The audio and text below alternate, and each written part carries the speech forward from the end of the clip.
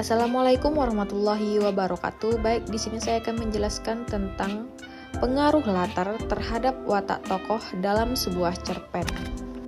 Berdasarkan masalah yang dibahas dalam penelitian ini, maka peneliti memaparkan hasil analisis data berupa peranan latar dalam membentuk watak tokoh dengan menggunakan teori Nurgiantoro dan pendekatan sosiologi sastra dalam novel Lukisan Tanpa Bingkai karya dari Ugi Agustono.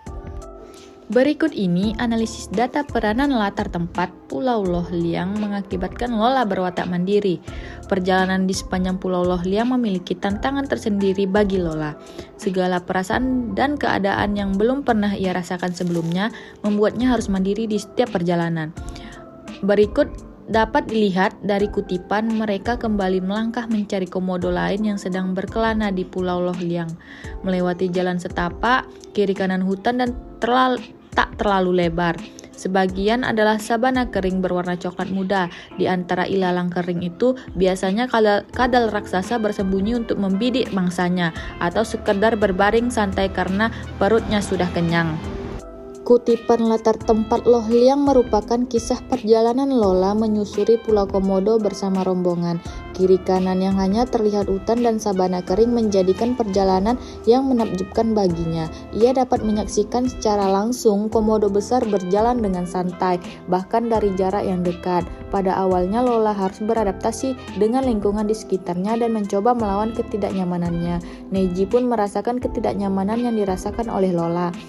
Ia juga dapat melihat bagaimana Lola berusaha keras untuk tidak manja. Terbentuklah watak mandiri pada diri Lola. Ia tidak ingin merepotkan orang-orang yang bersamanya dengan sikap manjanya. Yang selanjutnya, latar tempat di depan rumah penduduk Rinca mengakibatkan Neji dan Lola berwatak sensitif.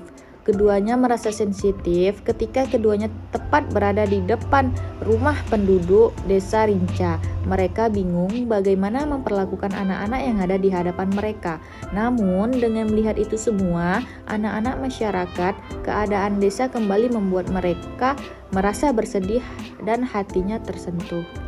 Berikut dapat dilihat melalui kutipan bocah-bocah mengerumuni Neji, Lola, dan Don saat tiba di depan rumah-rumah mereka. Sementara itu, Pius, Vance, Franz, serta yang lain berbincang akrab dengan masyarakat, duduk beralas papan kecil.